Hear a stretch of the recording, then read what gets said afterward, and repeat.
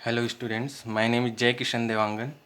I am faculty of College of Technology Raipur in mining branch. My subject is surface mining. Today's topic is factor of safety of bench slope. तो topic है factor of safety of bench slope.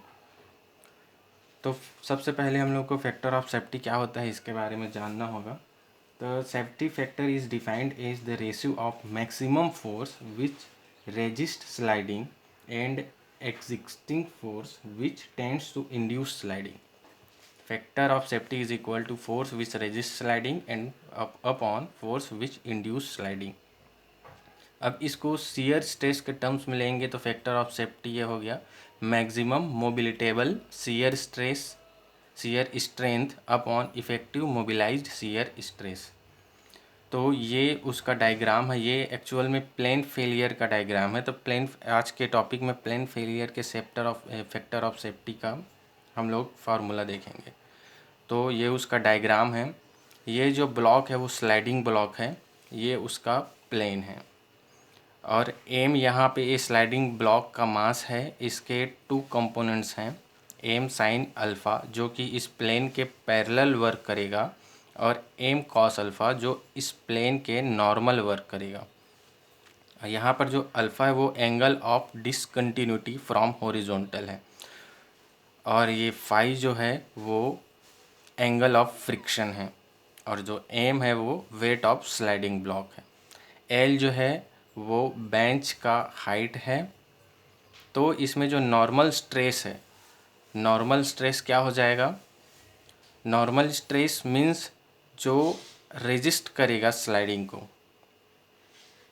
तो sliding को resist करेगा means M cos alpha upon A. A क्या है?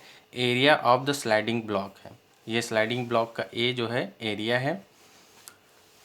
तो shear strength tau क्या हो गया? सी प्लस सी, यहाँ पर कोहेजन है, सी प्लस ये जो है नॉर्मल स्ट्रेस 10 फाई और ये जो फाई है एंगल ऑफ फ्रिक्शन है।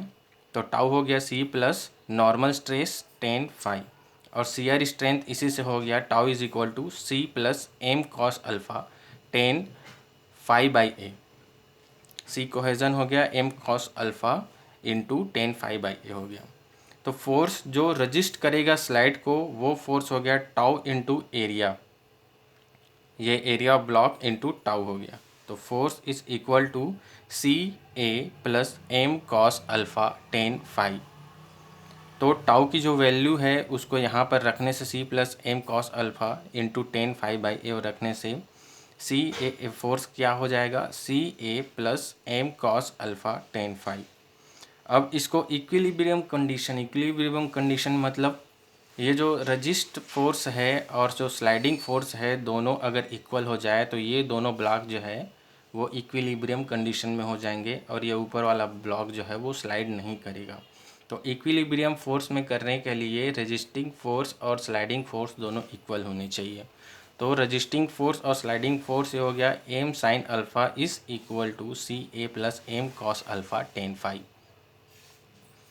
तो यहाँ पर जो कोहेजन है वो ज़ीरो हो जाएगा, कोहेजन ज़ीरो हो जाएगा। तो ये जो अल्फ़ा है जो एंगल ऑफ डिसकंटिन्यूटी एंड जो फाई है एंगल ऑफ फ्रिक्शन वो दोनों इक्वल हो जाएगा। तो ये हो गया प्लेन फेलियर। ये प्लेन फेलियर का फैक्टर ऑफ सेफ्टी के फार्मूले हो गए।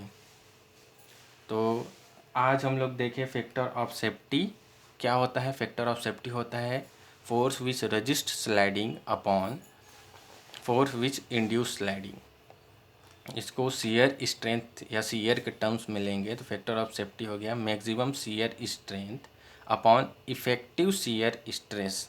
ये हो गया उसका डायग्राम। और फैक्टर ऑफ सेफ्टी हो गया resist sliding force. Resist sliding force हो गया C A plus M cos alpha 10 phi और इंड्यूस स्लाइडिंग फोर्स हो गया एम साइन अल्फ़ा और ये उसका इक्विलिब्रियम कंडीशन हो गया M sine alpha is equal to C A plus M cos alpha 10 phi. तो इक्विलिब्रियम कंडीशन में ये जो ब्लॉक है वो स्लाइड नहीं करेगा और वहाँ पर स्टेबल बना रहेगा। तो आज का टॉपिक यही था, प्लेन फेलियर का फैक्टर ऑफ सेफ्टी। और कल हम लोग देखेंगे सर्कुलर फेलियर का फैक्टर ऑफ सेफ्टी। तो थैंक यू, आज का टॉपिक यही था।